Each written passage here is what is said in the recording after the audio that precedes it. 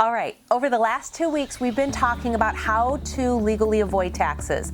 In the last video that we did, we talked about how real estate is so important, owning it, to depreciate your asset and to take cash flow, providing you a ton of benefits. And then the first week, we talked about the importance of owning a business and the write-offs that you can take. Say you have this $100 bill here and you think that you have this $100 bill to spend, but at the end of the year, that bill becomes 75 cents because you pay Uncle Sam 25 cents.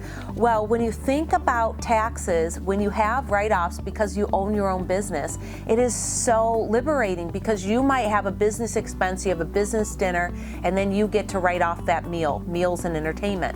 So you write that off and then you keep all $100 in your pocket versus giving $25 of that to Uncle Sam. So let's do a little bit of a recap as we move on to the next phase of our conversation. We want to talk today about tax credits as well as long-term capital gains. So when we had ended last time, we were talking about the benefits of having real estate owned. One of them is having long-term capital gain. You may decide that you don't want to keep that real estate into perpetuity and you want to get out of the real estate game. At that time, you've held the real estate for at least 1 year, and I'm not talking about your primary residence, so this is all investment properties. And so it's time and you want to sell your property. Well, you can look to do that, and at that time you'll have a long-term capital gains. Now realize I would much rather you cash out, refinance your investment, and do a 1031 exchange. Remember what a 1031 exchange is. It's where you take your proceeds from your sale, put it with a company, they hold that money, and then you buy up on that next investment. So you buy one property greater value or up to 3 properties for a combination of your proceeds and then any loans that you need to take in addition to that, in which you avoid any taxes whatsoever. They become deferred until you sell those properties one at a time or you sell that property. So that's called a 1031 exchange. But let's say that you have $10,000 in long-term capital gains. Well, there are things that you can do called tax credits. So I want to go through those tax credits with you. So for example, you have a child, you get a $2,000 tax credit. That takes that $10,000 down to $8,000.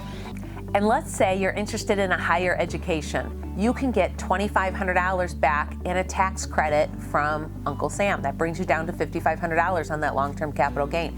And then there's things like the government gives you a tax credit of up to $1,000 when you invest in yourself, 401ks and IRAs. So you can really look to resolve that capital gain if you absolutely need to sell. But remember, I'm not a proponent of selling your assets. I'm a proponent of you keeping them, transferring them into your heirs. So in a recap summary, number 1, own a business and take advantage of these write-offs so that you don't have to pay maximum dollars amount out for your taxes.